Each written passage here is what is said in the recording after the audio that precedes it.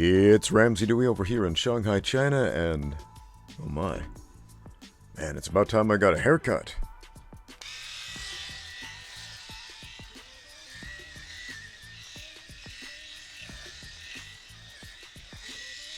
Well, now that that's out of the way, welcome to another edition of Q&A with the Coach. Our first question today comes from Temwani Nikana, who says, Coach, you usually say, can't fight your way out of a wet paper bag when referring to people who can't fight.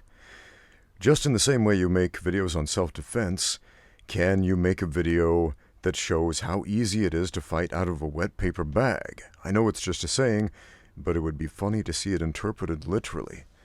You know, paper bags, at least here in China, have kind of gone the way of the dodo. If you go to a grocery store, they won't give you paper bags. In fact, they don't even give out plastic bags anymore. Instead, they've got these eco-friendly, reusable cloth bags. You got to pay extra for them, but you can reuse them, so they're very useful. How would you fight out of one of these? Let's see here. It's a little bit harder to fight out of than a wet paper bag, I would say, but not impossible if I really applied strength and leverage. So, the wet paper bag question remains unknown. I've never actually tried to fight out of one. The world may never know, unless you live in a part of the world that is still using paper bags, still chopping down trees for those brown paper shopping bags to put groceries in that just kind of fall apart when they get too heavy anyway, so meh. Next. Our next question comes from Lachlan McMullen, who has been doing Brazilian Jiu-Jitsu for about a year and boxing for a couple of months. He has a dream to be UFC heavyweight champion of the world. He says he wants to be, in his own words, the baddest man on the planet. But he wants to know, as a smaller guy, he's 16 years old right now, not fully grown, obviously, but he's 180 centimeters tall and 70 kilograms, a far cry from a heavyweight right now. But he asks me this, if I have any tips that might help a shorter MMA fighter to beat these giants. Because yes, sir, those men are giants compared to you.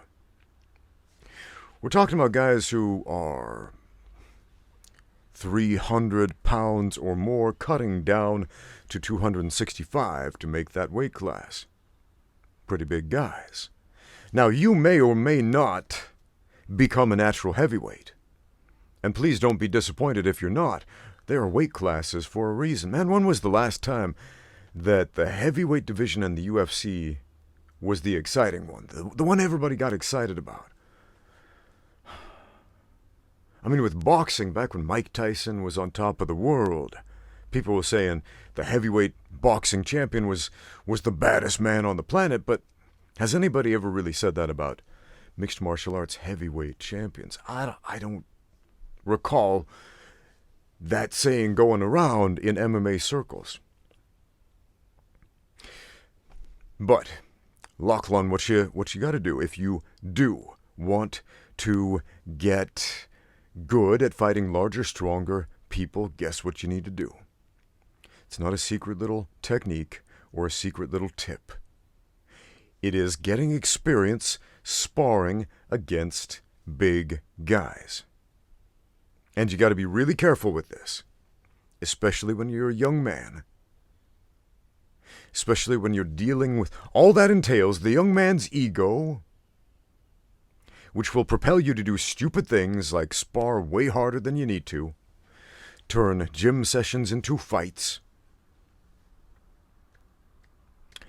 and the fact that we can't control what other people are doing or their output in a sparring session, but you need experience against people who are bigger than you in order to get good at fighting people who are bigger than you.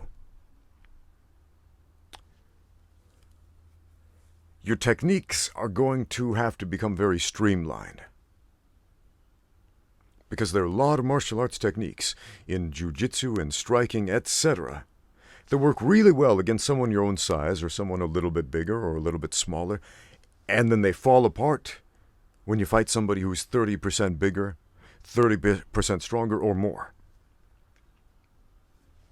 So your technique has to become very streamlined. And you got to throw a lot of your expectations in the garbage. And it's tough. When you are fighting above your natural weight class, it is harder, a lot harder. It's not a movie. And I say that because there's a movie trope. One of my favorite websites, tvtropes.com. You can look up all the little tropes, all these little ideas that are repeated over and over again in works of fiction, in movies and television, in stories and games, etc.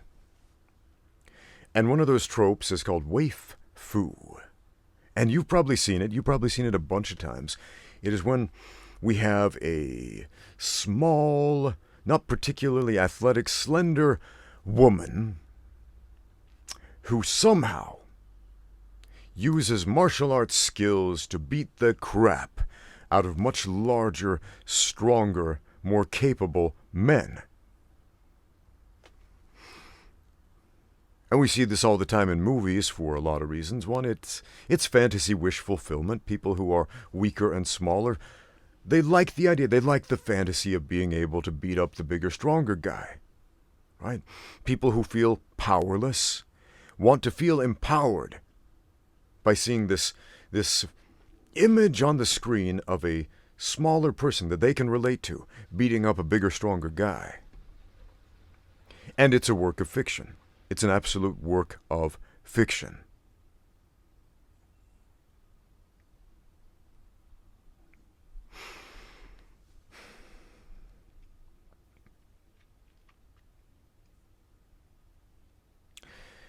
And another absolute work of fiction is a huge percentage of the YouTube videos out there telling you this is how you beat the bigger, stronger guy.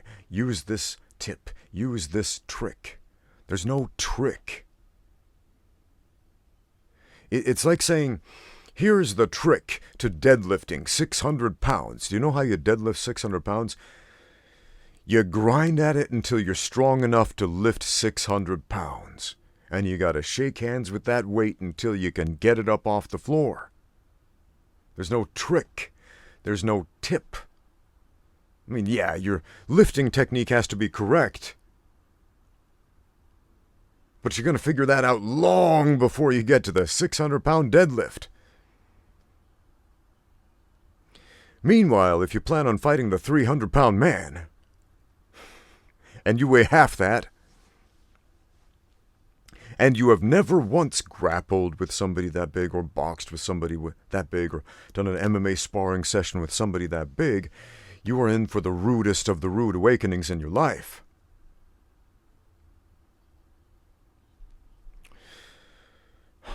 Be very realistic about your expectations, because that will not only save your life, it will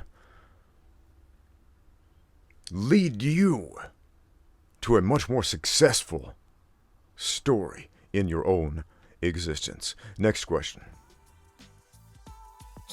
Once again, if you have questions for the next edition of Q&A with the Coach, just leave them in the comments down below. Thank you for watching. Now get out there and train.